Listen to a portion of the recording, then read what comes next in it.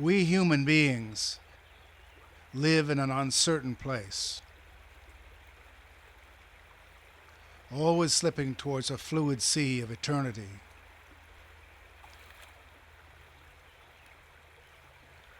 Our surroundings seem in constant change, like the tides, the rising and setting of the sun, the bustle and surge of human affairs, and the building and wrecking of our structures.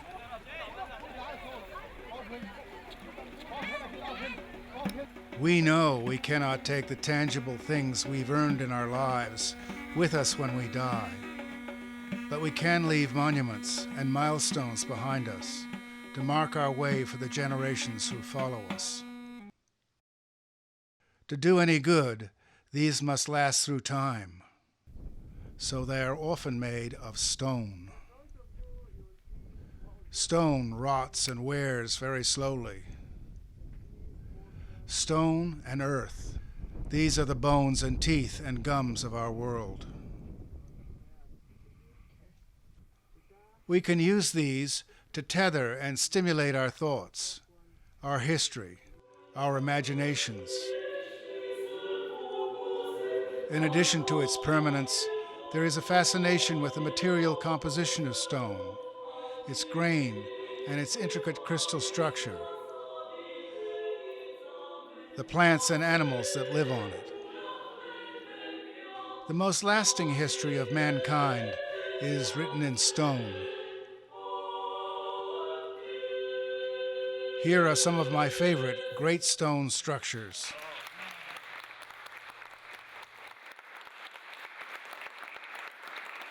I will begin with the great standing stones of our prehistoric past.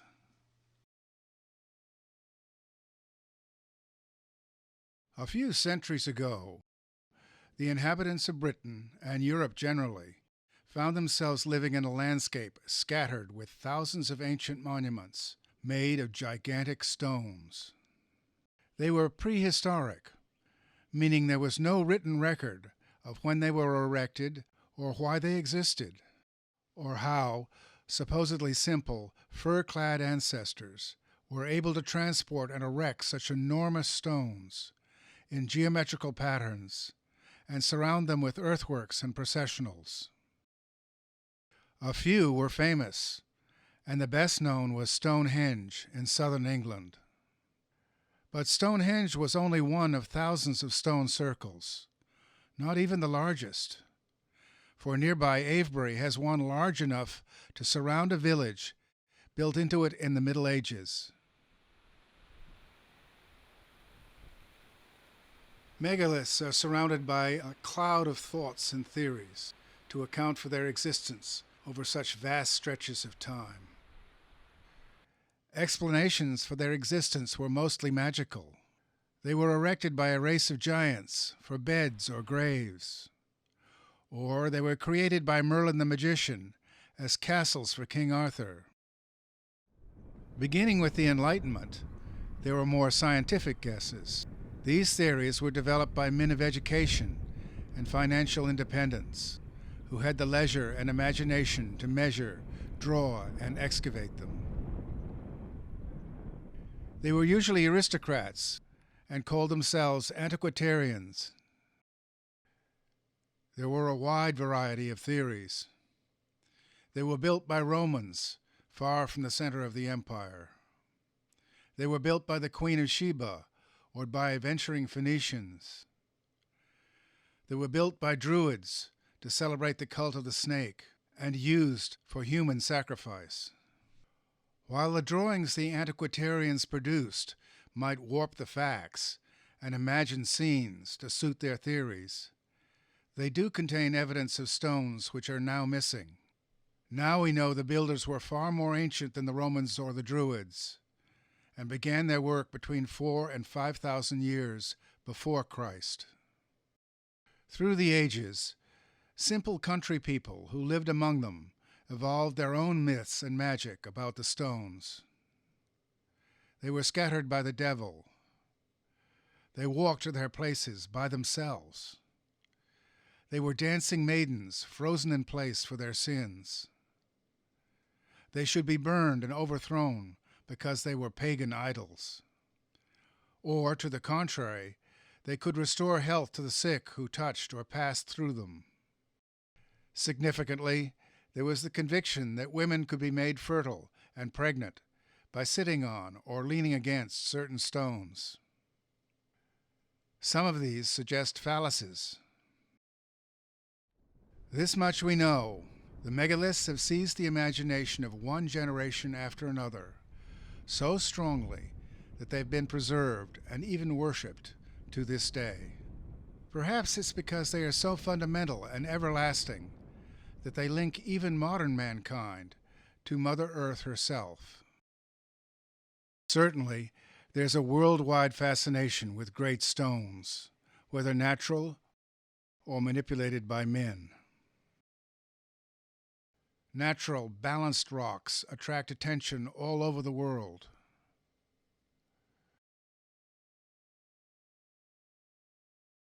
In Cornwall and southern England, there is a stone which has been celebrated since the Middle Ages.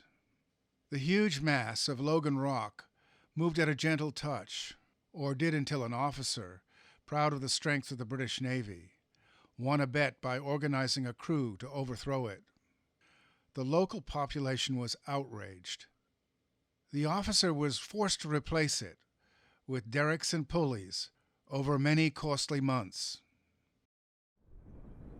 Sometimes the obsession is with the inside rather than the outside of the stone.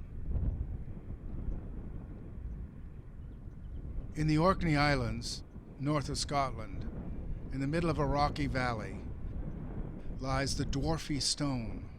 From a distance, it looks like any large, semi-rectangular boulder. Up close, the visitor notices a doorway, which leads to a chamber big enough for a small hermit to sleep in. The incredible labor necessary to hollow out a megalith, to make a tomb, is the measure of the magic of the great stones. The plug to close the tomb lies outside the door. But it is the sighting of great stones, in rows and groups and circles, over vast landscapes, which really grip our imagination. Why are they where they are? How did the ancients know how to place them? Modern research has shown that many monuments are oriented to the movement of the sun and stars, and linked to the passage of the seasons. The advances in computer technology have helped to plot sightlines, which predict solstice events and the position of stars in certain seasons. Yet the scientific evidence can take us just so far. And the rest is mystery, which each thinker can fill with speculation.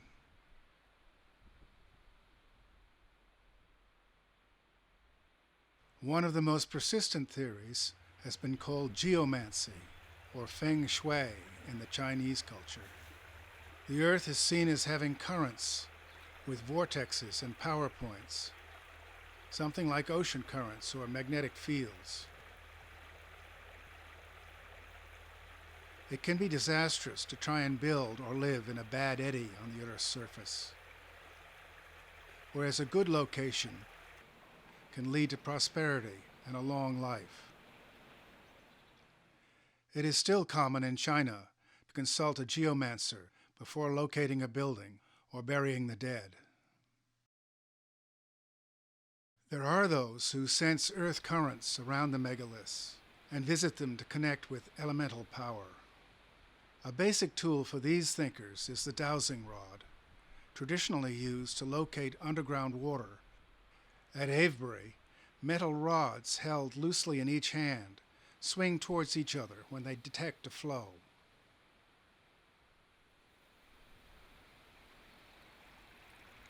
Often menhirs have an intimate connection with flowing water.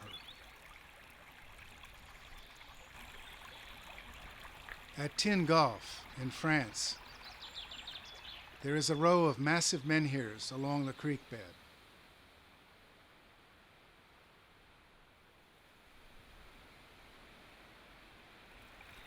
The movement of the constant, rippling waveforms contrasts beautifully with the solid and eternal rock. The traveler is drawn with them towards the sea. This theme of menhir and flowing water is repeated at the town of Pont-l'Abbé, which lies on a muddy estuary leading to the ocean. This slow-moving water has historically been a vital pathway to the prosperity of the town.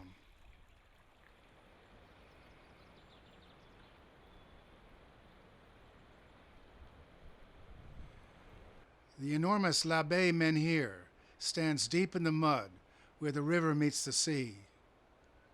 For eons it has marked the mouth while the tides rise and fall around it. It is at the transition between the flowing fresh water and the wave patterns of the salty sea.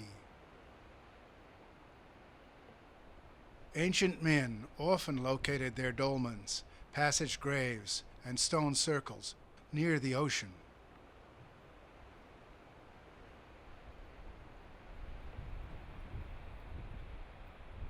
These stones form the roof of an unnamed passage grave fronting the ocean near Pont-l'Abbé. It is as if the dead were watching forever the patterns and changes in the moving water, the currents, the waves, the tides, a portal and a passage to infinity.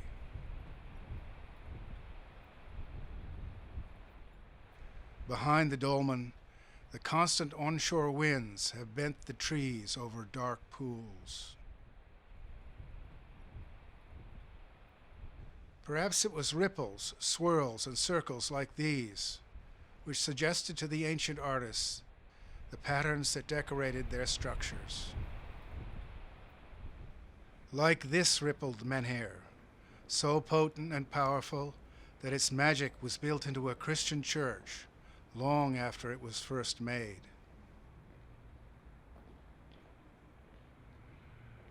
Or like the patterns in the menhirs which line the entrance to another seaside dolmen, Gavrinis, in the Gulf of Morbihan, in Brittany. Again and again, these and similar engravings appear in the rocks, not only vertical menhirs, but also on horizontal stone outcrops and ledges. One set of recurring patterns, seen in Scotland, Northern England, Wales, Ireland, and even Spain, have been called cup and ring designs. Rufting Lynn in Northumberland, England, is near a tumbling stream which falls into a pool. The cups are an inch or two deep and will easily hold a pebble or water. These petroglyphs never represent animals or people, but are always geometric patterns. Frequently these cups are surrounded by concentric rings, and often these rings are bisected by a straight groove known as a gutter. Water poured in them flows from ring to ring, and then down the gutter to another system of cups and rings.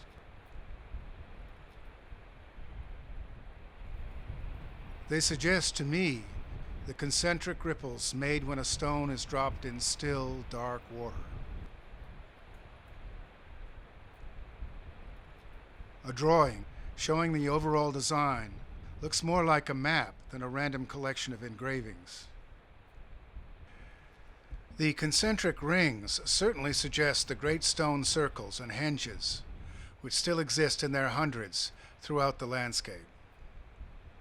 Perhaps we are looking at a three-dimensional plan. Conceivably, the cups represent wells or power points in the landscape, or places to go to connect with the earth currents for refreshment and renewal. There is no doubt that the landscape was sacred to these Neolithic peoples. It was their earth mother, the source of their nourishment, and their final resting place. Look at the Orkneys, an archipelago of over 70 islands, a rough sea journey north from the tip of Scotland. The main island of Orkney is the center of a vast ritualistic landscape, with monuments fitted together, interrelated, like the patterns on the etched rocks. Today the Orkneys seem remote, but in ancient times they were a regular stop on the ocean routes of a seafaring people. They left enduring marks on a bare landscape. Within 2 miles there are 2 great henges, 4 chambered tombs, a sacred city with an enormous temple, and many standing stones, cairns, mounds, and berms. First there is the majestic ring of Brogar, the 3rd largest stone circle in all the British Isles. Here I began my own personal journey among the megaliths 30 years ago, on a misty morning when I first felt the power of a ring of stones interlocking with the natural world to produce a deep spiritual experience. I have returned often, and my changeful life contrasts with their slow and ancient time.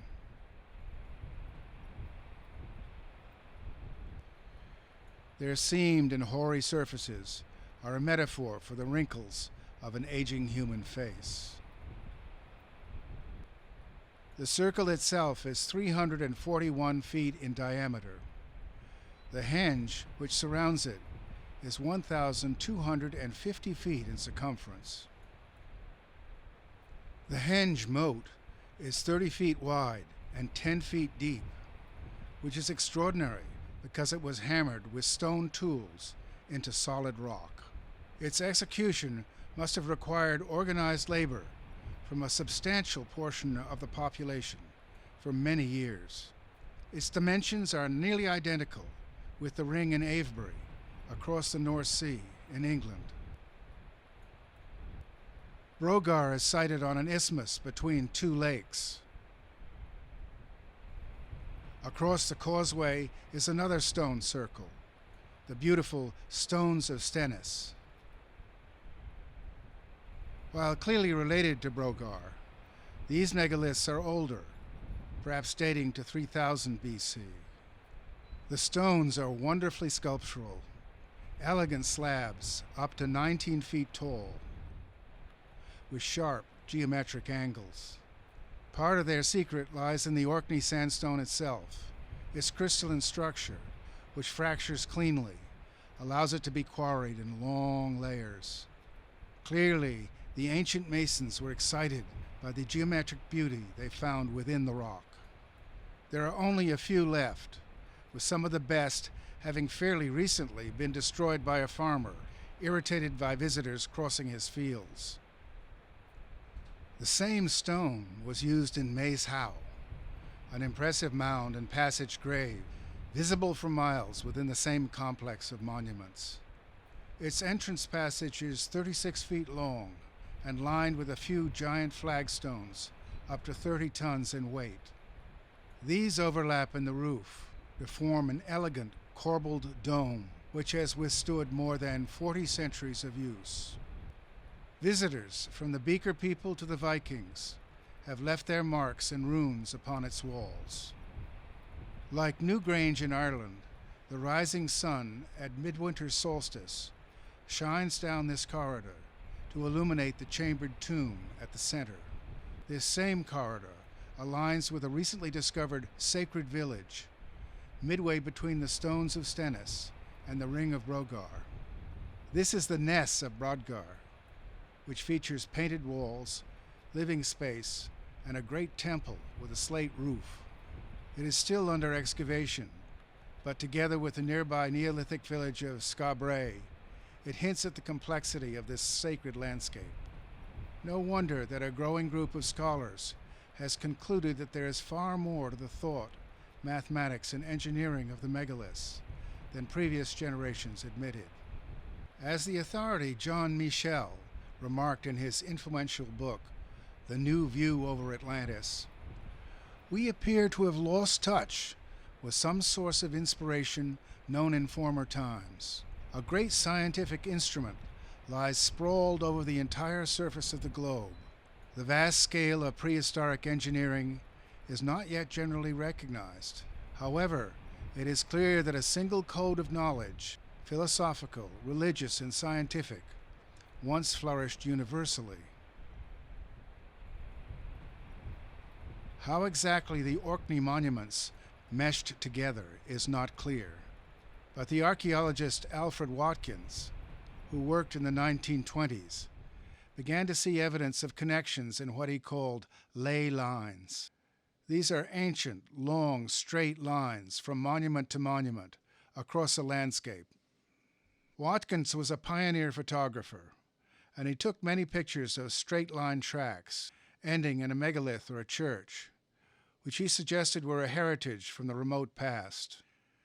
Straight lines across the landscape are known in other ancient cultures, such as the Nazca lines etched in the earth in Peru. Perhaps the best known in England is the St. Michael's ley line, which some say stretches from one end of southern Britain to the other. It begins with a May Day sunrise at Hopton on the northeast and runs over many sites to end at St. Michael's Mount and the sea in the southwest. Ley lines are not generally accepted by the archaeological establishment, a chief argument being that there are so many sites it's inevitable that straight lines can be drawn between them. But, for believers at least, the St. Michael's line is surely one of the most convincing. Many of the sites along the line are named after St. Michael or St. George, both known as dragon killers. In medieval times, St. Michael was associated with fertility, and the dragon was supposed by the Celts to fly over the countryside at night to ensure good harvests. The Celtic festival was known as Beltane, midway between the spring equinox and the summer solstice, the beginning of summer. Bonfires and beacons were lit on high points and sacred spots across the landscape, and perhaps these bright points were used to establish ley lines through hills and forests. Similar events, such as this string of beacons lighting the wall built across Britain by the Roman Emperor Hadrian, are still held today.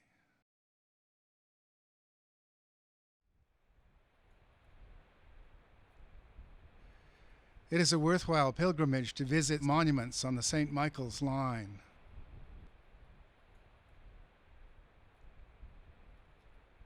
Many of them are ancient megaliths. The stone circles of Avebury are on the line.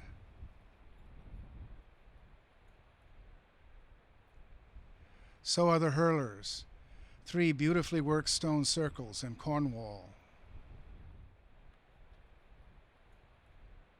So are the apparently natural stone formations known as the cheese ring on the edge of Bodmin Moor. They get their name from a ringing operation in the making of cheese. The ancients, who left many artifacts on the moor, admired unusual stones.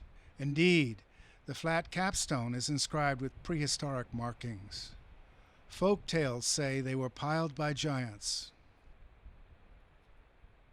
A Victorian granite quarry ceased operation a short but respectful distance from the monument. The procession of churches along the line, which are dedicated to St. Michael, date from the early Middle Ages. They are all poised on the top of hills, called tors in this part of Britain. Their connection to a prehistoric ley line assumes that as Christianity replaced pagan beliefs, priests reused ancient sacred spots as sites for their churches. Thus they preserved a connection to the old religion, while establishing holy spots for worshiping Christ. Certainly, this is a pattern which is repeated again and again in England's churches. Thus the Rudstone monolith, at 25 feet tall, dominates the local churchyard in Yorkshire. The Christian congregation still protects it with a metal hat. In many cases, a church has been placed in a prehistoric circle or on a carefully worked mount. The Glastonbury Tor is a major landmark on the St. Michael's line. It consists of several distinct terraces and its teardrop shape aligns with the rest of the St. Michael's ley line. While preliminary excavations have turned up only prehistoric flint tools and hermit cells, it is clear that the tor itself has been carefully modified through the ages. The first Christian church was built here in the 12th century and was probably destroyed in the earthquake of 1275. It was rebuilt, and the present tower is what remains of the church after King Henry VIII banned monasteries in 1535. A visit here requires a challenging trudge up a steep and slippery path, and it can be very windy. More a pilgrimage than quiet church-going, the trip can be an exhilarating personal experience.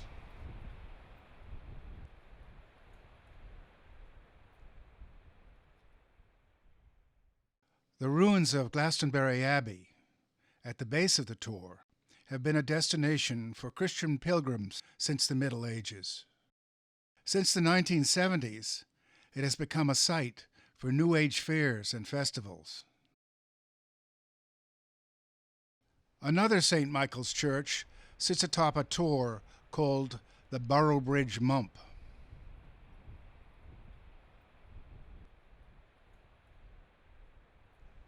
Like Glastonbury, this tor is tear-shaped and points in the direction of the ley line. Through its ruined arch, another ley-lined landmark, the tiny church of St. Michael's, Bryn Tor, is visible on its mount. It is also known as St. Michael's of the Rock, and it is another steep climb to get to it. There are the remains of an Iron Age hill fort around the church, and its stones were reused to build the church. It is often windy or misty at the top, but in good weather you can see across the countryside all the way to the sea. Time and effort getting there are rewarded with a special sense of privacy and peace. It is a place to rest, to meditate, and even to spend the night. In the church, the stained glass windows repeat the theme of St. Michael and his dragon. From Bryn Tor, the ley line passes the coast of Cornwall and, some say, ends on the offshore island of St. Michael's Mount. At low tide, St. Michael's can be reached by a causeway, but at high tide it is surrounded by water. It is similar to, but smaller than, the more famous Mont Saint-Michel off the coast of France. There is flint evidence of Neolithic occupation and a small church dating to the 5th century.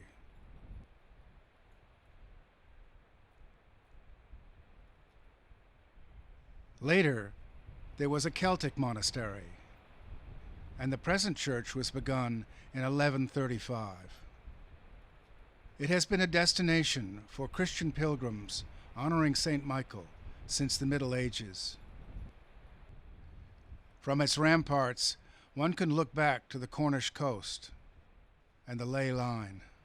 Ley hunters with dowsing rods have identified this as one of the most powerful earth currents in Europe. Whatever the truth about ley lines, they certainly have gripped the imagination of many followers and led to many thoughtful and spiritual journeys. And this is true of megaliths as a whole. Perhaps it is because, amongst the profusion of ancient megaliths, the stone circles and henges, the dolmens, the quoits, menhirs, and giants' beds, we sense the need of our ancestors to communicate with us. Our worlds and our experience are unimaginably different. We do not share language or the written word, yet they are successful in communicating with us, their remote descendants. To measure their achievement, We have only to imagine what will remain of the structures of our own civilization 6,000 years from now. If we abandon them, our wooden buildings will all have vanished. Our skyscrapers will be jumbled rubbles of glass and concrete. Our roads will be covered with drifted earth. What is the secret of the survival of so many megaliths? First, it is the choice of the medium, the great rocks of Mother Earth itself. The mysterious ability to move them over great distances and erect them so they endure eons commands respect for them in each successive generation. Their bulk and weight makes it difficult to reuse them for mundane purposes, such as gateposts or thresholds. They do not offer good shelter from the elements, and so are not subject to the wear and tear which comes from ordinary human occupation. In the case of the menhirs and circles and henges, there are no roofs to fall in, or walls to collapse in ruins. Instead, they rise above the growing vegetation or drifting earth around them. By Victorian times, less than half the height of the Callanish standing stones projected above the heather.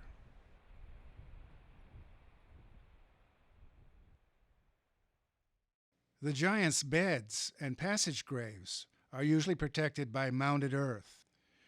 Being buried in a mound or a cave may mean survival for thousands of years. A megalith can be loved to death. A stone can be worn down just by being touched or stepped on. Stonehenge was badly damaged by souvenir hunters who chipped off pieces to take home. Before the stones were protected by the state, local residents would rent hammers to visitors for this purpose. In our own time, there is a counterforce which re-erects fallen stones. But the most vital key to survival is to be an important part of the lives of those who inherit the stones and the sites. Successful megaliths become the source of myth and magic. Thus, local folk said the devil's arrows in Yorkshire were fired by Satan at the nearby village of Aldborough and fell short, all in a row. The people incorporated them into their lives, and, until the 18th century, they were the site of the annual St. Barnabas May Day celebration. Sometimes megaliths have been converted to more modern religions, such as Christianity. Then they could be worshipped rather than destroyed. The Min and Tol stones were used to cure illness in children. The sick child was passed through the hole in the rock, called the Devil's Eye. This connects with the idea of a portal to another time and place. Many standing stones were visited by women to promote pregnancy. In fact, fertility dances around the stones are common in our own so-called New Age. The Scorehill Circle on the wild moors of Devon is remote and private enough for these rituals.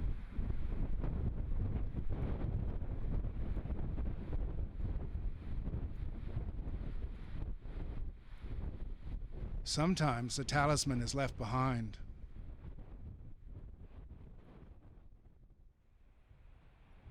Megaliths survive in farmers' fields all over Great Britain, Ireland, and Europe generally. They often interfere with ploughing or the cultivation of crops. But farmers are usually reluctant to uproot them. Some say they are made by the fairies, and that to damage them would bring bad luck or even disaster. Most people, like this Irish farmer, sense some benevolent magic about their stones. They often build their houses next to them.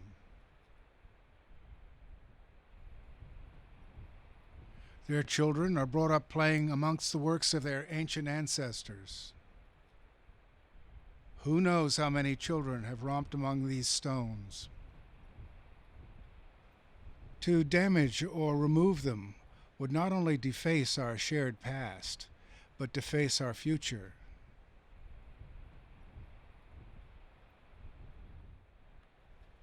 Most of us, especially as we get older, would like to leave behind something of permanent value. Something to prove that our time on Earth was not unnoticed or without purpose.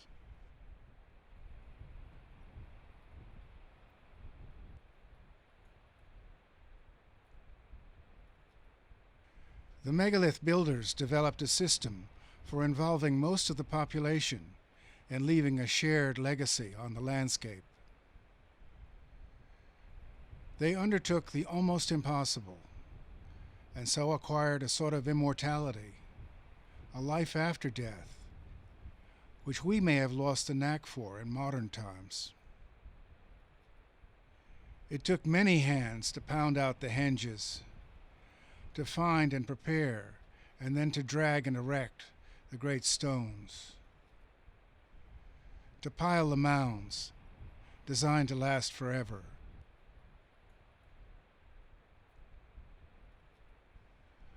While some monuments required populations working in unison, there was also room for what seems like individual expression. The grey cairns of Campster rise like whales from the rolling moors of northern Scotland. They are over 5,000 years old.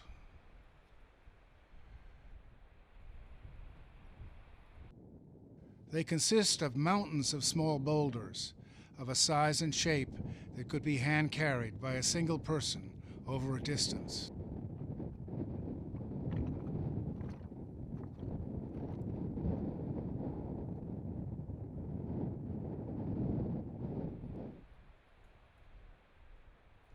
These are heaped over passages, which lead to chambers big enough for 2 people. Perhaps this is the grave of a great chief. It is touching to imagine a tribe of people carrying stone after stone, trip after trip, year after year, to honor the dead. So this monument defies death and entropy, and still carries its message to us across the void of time itself.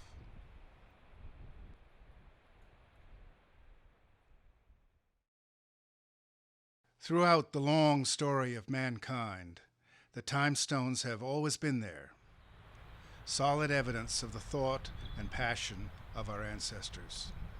They have inspired artists and scholars, poetry and novels, painting and photography and sculpture. They have fed our imagination.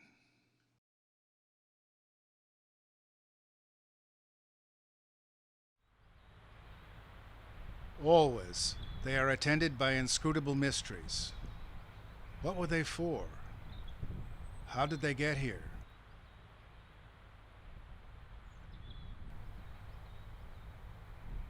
And what were these people like? They do not explain themselves in words, for they were there before writing.